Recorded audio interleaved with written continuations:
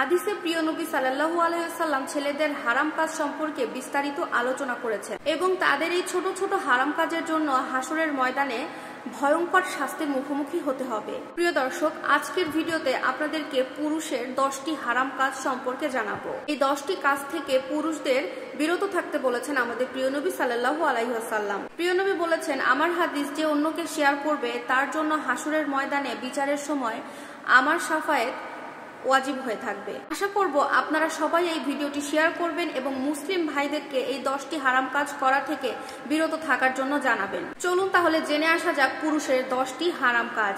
অবশ্যই সম্পূর্ণ ভিডিওটি দেখবেন। নাম্বার 1, পুরুষদের হাতে পায়ে মেহেদি লাগানো। প্রিয় দর্শক, পুরুষদের জন্য হাতে পায়ে মেহেদি লাগানো একেবারে নিষিদ্ধ।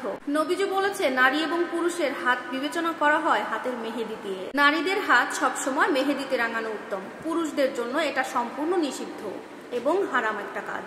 নাম্বার 2, লাল রং এবং হলুদ রঙের পোশাক পরিধান করা পুরুষদের জন্য একটি হারাম কাজ। অবশ্যই পুরুষেরা এই লাল এবং হলুদ রঙের কোনো পোশাক পরা থেকে বিরত থাকবেন। নাম্বার 3, ফ্যাশন করার জন্য নাক এবং কান ফোরানো। আজকালকার যুগের ছেলেদেরকে দেখা যায় নাক এবং কান ফোরানোর মাধ্যমে নিজেকে স্মার্ট হিসেবে দাবি করে, যেটা কিনা আমাদের ইসলামে সম্পূর্ণভাবে নিষিদ্ধ এবং পুরুষদের জন্য হারাম একটি কাজ।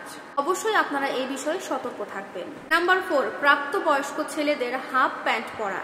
এখানে হাফ প্যান্ট বলতে বোঝানো হয়েছে হাঁটুর ওপরে যে প্যান্টটা থাকবে সেটা। নাম্বার 5, চুল এবং দাড়িতে কালো রং করা।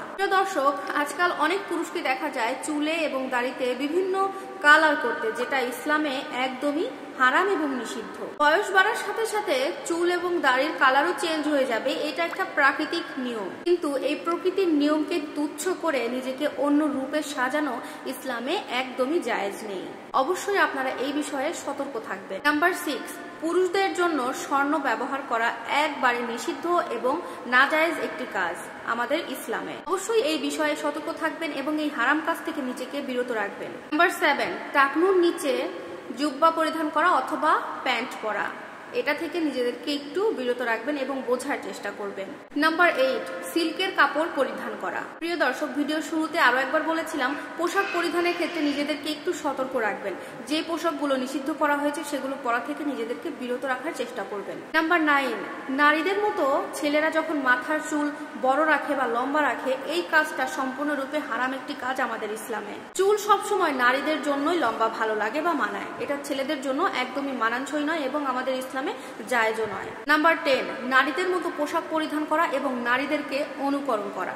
আজকাল ফেসবুক প্ল্যাটফর্মে এবং টিকটক প্ল্যাটফর্মে, এক কথায় সোশ্যাল মিডিয়ার যে কোনো প্ল্যাটফর্মে ঢুকলেই দেখা যায় বিভিন্ন ছেলেরা মেয়েদের মতো সাজগোজ করে পোশাক পরে তারা ভিডিও করছে, অভিনয় করছে একমাত্র ভাইরাল হওয়ার নেশায়। এটা সম্পূর্ণভাবে নিষিদ্ধ আমাদের ইসলামে।